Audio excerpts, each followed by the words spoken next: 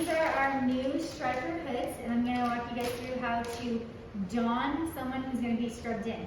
It can either be the nurse or a UAP or any non-sterile individual who's going to be hooding our scrub techs.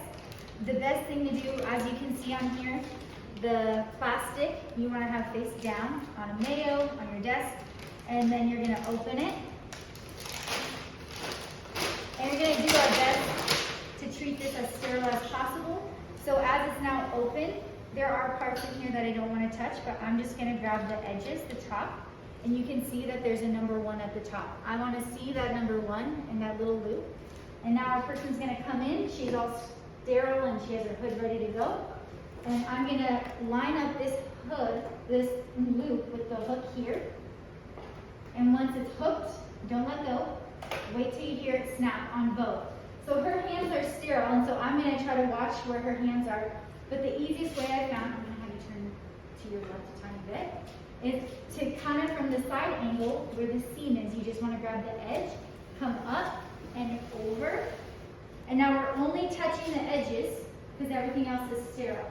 And then I'm going to come to the front, and you can see there's a dark part and a light part. You just want to grab the edges only and pull straight down. So now it's on, and you kind of want to just make sure, some people have wider shoulders, that it's over her shoulders. You can, if you would like, to remove your mask at this point. So as the nurse or whoever's helping, just reach up inside, grab the mask, and tear their face off, and just take it down so you're not contaminating the edges. Now she's going to walk forward to get scrubbed in. And as it's over her shoulders, you're just going to down someone like normal. The only issue is the front of this is sterile, so I really want to make sure I'm only grabbing the edges and the corners are being tucked in. I'm only grabbing the edges so that they can touch their face and it's still sterile. And it's going to be pretty tight, so just make sure that the shoulders are covered and that they're covered there, and she can go ahead and gown herself up.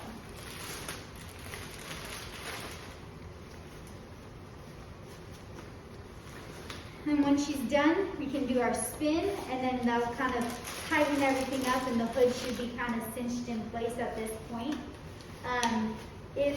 Once the gown is on, while they're gloving is a great time at this point to hook their batteries up, because we don't want to be grabbing the air. So this just comes in, and they'll have the battery kind of placed.